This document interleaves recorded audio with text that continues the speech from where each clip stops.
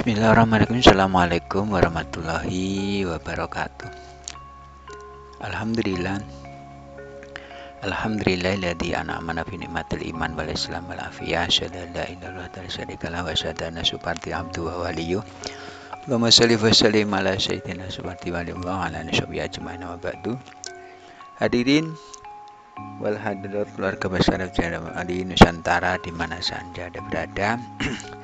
Kami tim Radio Nusantara akan melanjutkan tentang agama di alam manusia sampai ke bahasan agama Hindu. Populasi penduduk agama Hindu di dunia diperkirakan 1,2 miliar jiwa, menjadikannya agama terbesar ketiga di dunia setelah Kristen dan Islam. Jadi saya ulangi, populasi penduduk agama Hindu di dunia diperkirakan 1,2 miliar jiwa, menjadikannya agama terbesar ketiga di dunia setelah Kristen dan Islam. Mayoritas penganut agama Hindu berada di kawasan Asia Selatan. Berikut ini beberapa negara dengan populasi penduduk agama Hindu terbesar, yaitu yang pertama India. India punya penduduk 1.417.000.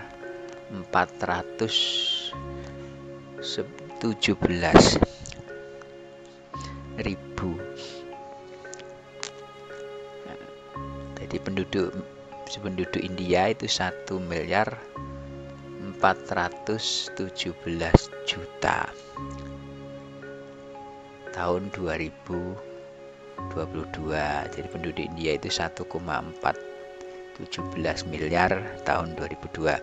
Negara dengan populasi penduduk agama Hindu terbesar di dunia, India, mencapai 94% dari total populasi Hindu global. Diyakini sebagai tempat asal agama Hindu sejak ribuan tahun yang lalu. Ini India. Kemudian yang kedua adalah Nepal.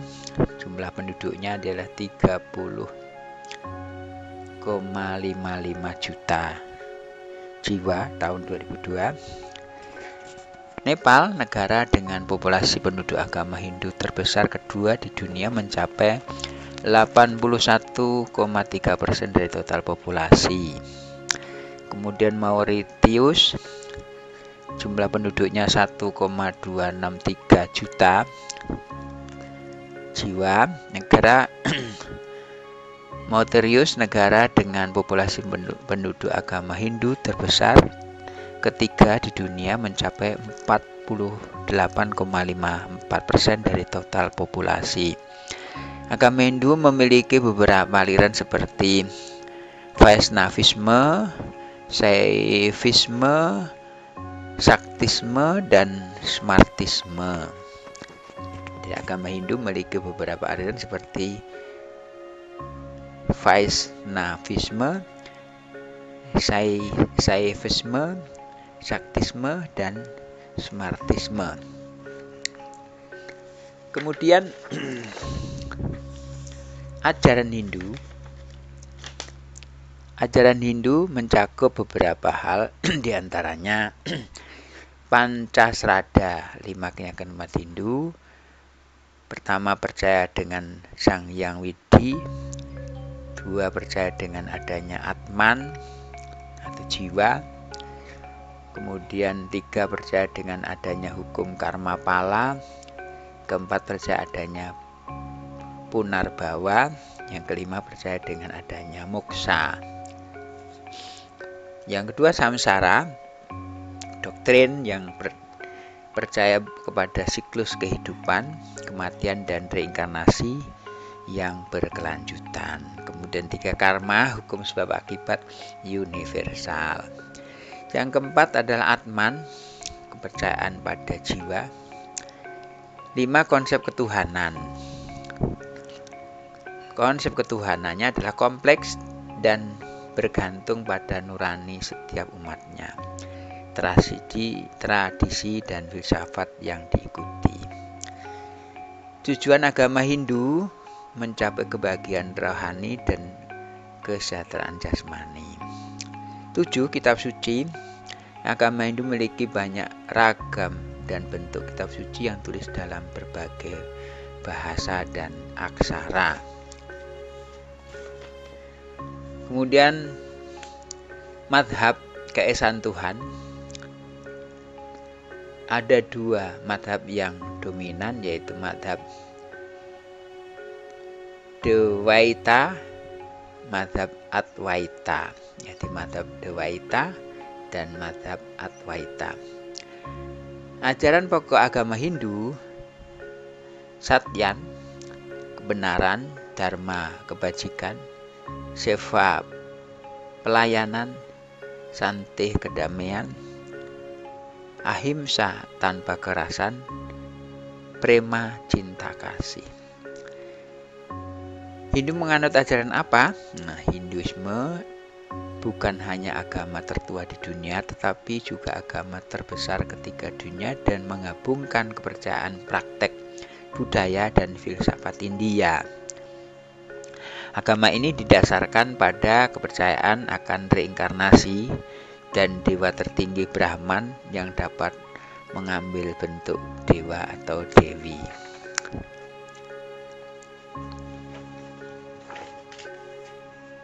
Kemudian, bagaimana bentuk ajaran Hindu? Agama Hindu merupakan sistem kepercayaan yang kaya, mencakup keyakinan yang bersifat monoteisme, politeisme, panteisme, monisme, dan ateisme. Konsep ketuhanan yang bersifat kompleks dan tergantung pada nurani setiap umatnya atau tradisi dan filsafat yang diikuti. Bagaimana orang Hindu beribadah? Pura merupakan tempat ibadah umat Hindu. Umat Hindu mengikuti ibadah dengan sembahyang dan pembacaan doa di pura. Agama Hindu mengajarkan tentang hukum dan aturan yang berdasar pada karma, dharma, dan norma kemasyarakatan. Penganut Hindu disebut merayakan hari rayanya Nyepi dan Siwarastri. Ini adalah gambaran tentang agama Hindu. Agama Hindu ini dari India dan memang dari turun-temurun yang sekarang ini sudah menyebar ke seluruh dunia. Kita sebagai sesama agama, beragama, bukan kita benturkan kepentingannya, namun kita satukan di muamalahnya. Urusan ketuhanan dan ibadah ini punya coupling masing-masing. Tentu kita tidak menyampuri mereka, namun kita bersama dalam muamalah, bersama dalam kemaslahatan umat. Dan mari bersama-sama, terutama saudara-saudara kita yang ada di India. Alhamdulillah. Jadi kalau kita melihat Hindu dari sisi kasih sayang, filsafat kehidupan untuk kebahagiaan rohani dan kesejahteraan jasmani, saudara-saudara di India, suku-suku yang memang terkucilkan seperti suku Dalit dan kasta-kasta yang merugikan, tentu ini adalah mari kita bongkar. Kita bongkar bahwa dunia ini hanya sebagai tempat kita parkir. Dunia ini adalah tempat kita untuk mengambil tiket-tiket alam selanjutnya. Tentu kita bersama beribadah untuk urusan ibadah dan ketuhanan itu kita kembalikan masing, tapi untuk muamalah, mari saudara-saudara kita suku Dalit, karma yang sudra, yang bawah, diangkat ke permukaan dengan kemaslahatan. Mungkin label karmanya masih, namun label kastanya masih, namun kita mencari karma yang baik. Siapa yang menanam kebaikan akan tumbuh kebaikan, dan siapa yang menanam kejahatan akan tumbuh kejahatan. Mari kita jadikan momentum dakwah spiritual Raja Nusantara ini bagian dari menggugah setiap hati, setiap atman menurut Hindu.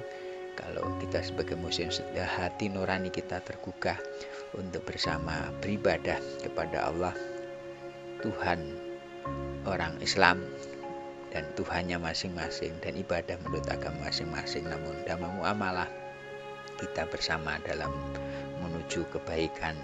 Damailah India, damailah dunia, damai buat kita semua. Barakallahu fil Qur'an azim wa nafi ayati wa dzikril hakim taqabbal maghfur rahim. Aku la hada astagfiru muslimin muslimat wal mu'minina wal mufastaghfir rahim. Subhanallah dan salam wa ardahum alhamdulillahil alamin. Assalamualaikum warahmatullahi wabarakatuh.